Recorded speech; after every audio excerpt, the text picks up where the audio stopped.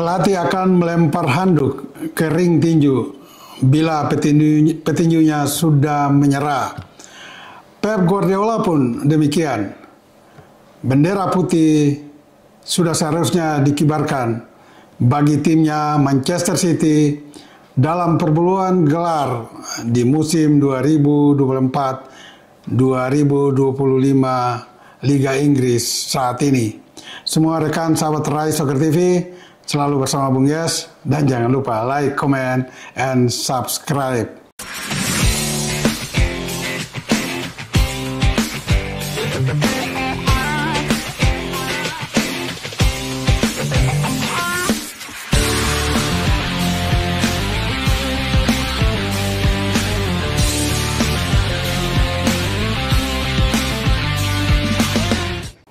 Kita bisa bayangkan apa yang terjadi dengan Manchester City di musim ini.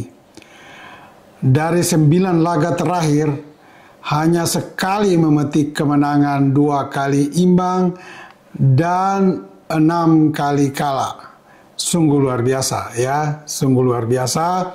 Jika melihat kapasitas, kapabilitas, kualitas dari seorang pelatih Pep Guardiola yang pernah memberikan treble winners bagi Barcelona dan juga tentu saja Manchester City. Namun di musim ini Guardiola bersama Manchester City sudah terpuruk di paruh musim dalam 18 laga yang sudah dimainkan dan ada di posisi ke-7 klasemen sementara jauh tertinggal dari kompetitor utamanya, yaitu Liverpool yang bertengger kokoh kuat di posisi pertama dengan 42 poin dari 17 pertandingan. Sementara Manchester City sang juara bertahan ada di posisi ke-7 dengan menyelesaikan 18 pertandingan tetapi hanya mengumpulkan poin 28. Sungguh miris memang. Dan bagi semua pendukung setia Manchester City, untuk musim ini ya mungkin Anda bisa menikmati saja laga-laga Manchester City. Tapi untuk sementara disimpan saja harapan untuk bisa mempertahankan gelar. Tapi bagaimanapun Guardiola sudah memberikan 6 gelar bagi Manchester City di Liga Inggris dan terakhir musim lalu. Keluar sebagai juara juga. Dan kita lihat perjalanan Manchester City ke depan seperti apa. Dan pada hari Minggu ini pukul 21.30 waktu Indonesia Barat, Manchester City akan bermain tandang ke kandang Leicester City. Ya, Leicester City peringkat bawah klasemen sementara. Tetapi jika melihat kinerja dan perjalanan Manchester City yang seperti saya katakan tadi, dari 9 laga hanya memetik 1 kemenangan, ini belum tentu juga MCT bisa memetik kemenangan di kandang lawan pada malam ini. Ada beberapa alasan, dan alasan paling utama dari kinerja buruk Manchester City saat ini dilontarkan oleh Guardiola bahwa sejumlah pemain mengalami cedera. Ada 8 pemain dan 5 di antara 8 pemain yang tidak bisa bermain karena mengalami cedera itu adalah pemain inti. Ada Ederson, ya, ada Kyle Walker, ada Jack Grealish, ada John Stone, dan juga ada Rodri. Ya, 5 pemain ini adalah pemain inti memang untuk Manchester City, dan 3 diantaranya Jack Grealish, ya, dan juga John Stone dan Kyle Walker adalah pemain-pemain belakang. Bahkan Grealish dan Walker adalah back menyerang yang sangat tangguh, dan ini sering mereka peragakan dalam laga-laga Manchester City dan membuat permainan Manchester City sangat hidup dalam menyerang. Dan dari kedua sayap ini pula biasanya proses gol indah dan cantik terlahir bagi Manchester City. Namun tanpa 5 pemain inti ini memang Manchester City akhirnya mengalami kelumpuhan total dalam produktivitas gol maupun memetik kemenangan. Walaupun di lini tengah masih ada 2 pemain harapan, yaitu Kevin De Bruyne dan juga Gundogan. Tetapi 2 pemain ini pun hampir sama persis dengan 8 pemain lain.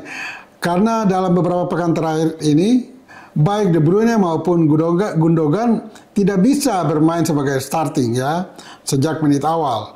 Mereka memang kondisinya tidak maksimal untuk bermain dalam 90 menit. Nah, ini pun yang membuat Guardiola sangat pusing. Bagaimana dia meramu pemain-pemain yang ada untuk bisa memetik hasil maksimal. Di depan ya masih ada Erling Haaland, tetapi pemain asal Norwegia yang sangat memiliki ketajaman dan naluri tinggi dalam mencetak gol ini pun menjadi mandul karena tidak ada bola-bola matang dari lini tengah.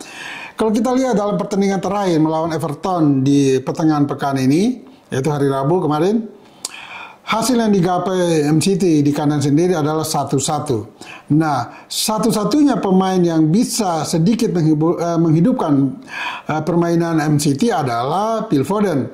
Dan pemain yang biasa tampil dari sayap kanan ini akhirnya difungsikan sebagai gelandang menyerang, orang yang akan mensuplai bola-bola matang kepada Haaland di depan. Tetapi ya karena Foden sendirian dan dia bermain bukan di posisi aslinya sebagai sayap kanan, sehingga dia pun kesulitan untuk beradaptasi di posisi baru itu, terutama dalam mensuplai bola-bola matang kepada Haaland di depan. Saya mencatat ada 2 kali ya, Foden memberikan umpan yang matang kepada Haaland lewat tusukan ke jantung pertahanan Everton. Tetapi umpan-umpan Foden ini terlihat terlalu tajam atau terlalu keras, sehingga Haaland sulit untuk menguasai bola pada kesempatan pertama. Kalau dia sedikit cermat dan lebih tenang ya, dalam hal ini Foden, melepaskan umpan ke Haaland mungkin akan hasilnya lain. Bisa saja MCT menang karena itu 2 peluang terbaik yang diperoleh oleh Haaland. Tetapi karena umpan Foden yang begitu tajam dan terlalu keras, sehingga peluang tersebut hilang percuma karena kiper Everton Pickford berhasil memotong bola tersebut. Nah, kita lihat juga bagaimana dengan permainan De Bruyne dan juga Gundogan. Kedua pemain ini baru masuk di babak kedua, bahkan Gundogan baru 5 menit terakhir. Namun baik De Bruyne yang asal Belgia maupun Gundogan dari Jerman tidak bisa mengangkat tim ini juga secara maksimal. Nah, kelemahan paling utama secara kerjasama tim dari materi pemain yang dipunyai Guardiola saat ini adalah mereka tidak bisa meramu permainan dengan baik. Betul, ada filosofi Guardiola selama ini bahwa pemain yang baik itu pemain yang tidak mudah kehilangan bola. Dan itu memang dibuktikan dalam semua laga MCT selama ini. Mereka sulit sekali kehilangan bola. Bahkan dalam pertandingan melawan Everton kemarin, ball possession antar kedua tim, Manchester City unggul jauh, 67% berbanding 33% bagi Everton. Itu menegaskan bagaimana penguasaan bola penuh dari Manchester City. Tetapi kelemahan utama adalah mereka tidak mampu mempertajam serangan. Ya, juga tidak ada umpan-umpan yang mematikan ke jantung pertahanan Everton atau ke jantung pertahanan lawan. Juga tidak ada pergerakan-pergerakan tanpa bola yang bisa mengacaukan konsentrasi pemain belakang disusul atau paralel saat bersamaan dengan datangnya umpan-umpan yang matang. Nah, itu yang tidak terlihat. Sekali lagi mengapa? Ya karena kehilangan beberapa pemain inti tersebut. Ya, katakan Kevin De Bruyne, Gundogan, Kyle Walker, dan juga Jack Grealish. Ini yang membuat serangan-serangan MCT terlihat sangat mandul. Sementara di belakang, dan itu yang membuat MCT mengalami kekalahan demi kekalahan. Ya, yang seperti saya katakan tadi, 6 kekalahan ya dari 9 laga ini luar biasa. Karena tidak adanya John Stones juga di jantung pertahanan ya. John Stones yang pilar di pertahanan ini, ketika dia tidak tampil memang lini pertahanan MCT mudah sekali diterobos oleh penyerang-penyerang lawan. Nah, itu catatan bagi Manchester City. Mungkinkah malam ini mereka bisa mengatasi tuan rumah Leicester City? Kita berharap demikian. Walaupun peluang untuk mengejar gelar di musim ini kayaknya sudah tamat bagi Manchester City. Karena dengan perbedaan sementara 14 gol dari Liverpool yang pimpin klasemen.